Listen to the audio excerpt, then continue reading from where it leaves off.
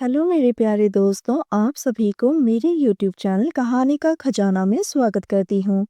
I hope आप सभी लोग खुश होंगे, स्वस्थ होंगे। चलिए दोस्तों, आज आप सबको मैं एक नई कहानी सुनाती हूँ। वो एक अनकहा सा बहुत ही प्यारा एहसास था जो मैं कभी भुला नहीं पाऊंगी। जो कुछ भी था मेरे लिए बहुत ही खूबसूरत और अनोखा था। मैं अनन्या 22 साल की हूँ। मम्मी पापा के गुजर जाने के बाद मैं अपने दीदी और जीजा के घर रहने आ गई। मैं 1 महीने से दीदी और जीजू के साथ रहने लगी। हम सबकी लाइफ बहुत ही नॉर्मल चल रही थी। एक दिन आधी रात को दीदी और जीजाजी के कमरे से कुछ आवाज सुनाई दी। मैंने जो देखा और सुना, मेरी आंखों और कानों को विश्वास ही नहीं हुआ। उस वक्त मैं अपने कमरे में थी। उनकी आवाज सुनकर मैं उनके दरवाजे के बाहर खड़ी हो गई। मैंने देखा जीजाजी दीदी को जोर जोर से फटकार रहे थे। मैं चुपचाप खड़ी होकर ये सब सुन रही थी। अगले दिन सुबह मैंने हिम्मत करके दीदी से पूछ लिया कि कल रात उन दोनों में किस बात को लेकर बहस हुई थी। दीदी ने रोते हुए कहा कि वो कभी माँ नहीं बन सकती हैं और इस बात को लेकर जीजा जी उन्हें फटकार रहे थे। दीदी ने पूछा, अनन्या क्या तुम मेरी एक मदद कर सकती हैं? मैंने कहा, हाँ दीदी बोलो, मैं आपके लिए कुछ भी कर सकती हूँ।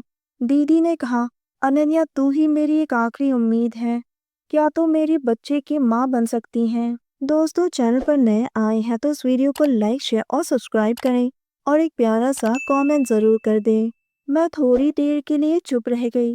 फिर मैंने धीरे से कहा, दीदी अगर इसी में आपकी खुशी है तो यही सही। दीदी ने कहा, मैं इसके बारे में तुम्हारे जीजा से बात करूंगी। उसके बाद दीदी काम पर चली गई। शाम को जब दीदी और जीजा जी काम से घर वापस आए तो जीजा जी ने दीदी के सामने ही मुझे सीधी मुंह पूछ लिया, अनन्या तुम्हें कोई आपत्ति है क्या? सुरभि ने मुझे सब कुछ बता दिया है। मैंने अपनी नजरें झुकाते हुए कहा, जीजा जी अगर इसी में आप दोनों की भलाई है तो मैं भी राजी हूँ। मुझे बिल्कुल भी पता नहीं था कि ये पल इतनी जल्दी मेरी जिंदगी में आएगी। अगली सुबह दीदी बोली, मैं आज शाम को ऑफिस टूर से 1 महीने के लिए बाहर जा रही हूँ। जब मैं टूर से वापस आऊँ तो मुझे खुशखबरी सुननी है। दीदी चली गई। अब घर में सिर्फ मैं और जीजाजी ही रह गए। शाम को खाना खाने के बाद मैं एक ढीली नाइटी पहनकर सोने जा रही थी। तभी जीजाजी ने पीछे से आवाज दी, अनन्या तुम्हें याद है ना, तुम्हारी दीदी ने तुमसे क्या कहा था? मैंने भी मुस्कुराते हुए कहा, हाँ जीजाजी, अच्छी तरह से पता है। जीजाजी मेरे करीब आए और उन्होंने एक हाथ से मेरी कमर को पकड़ लिया।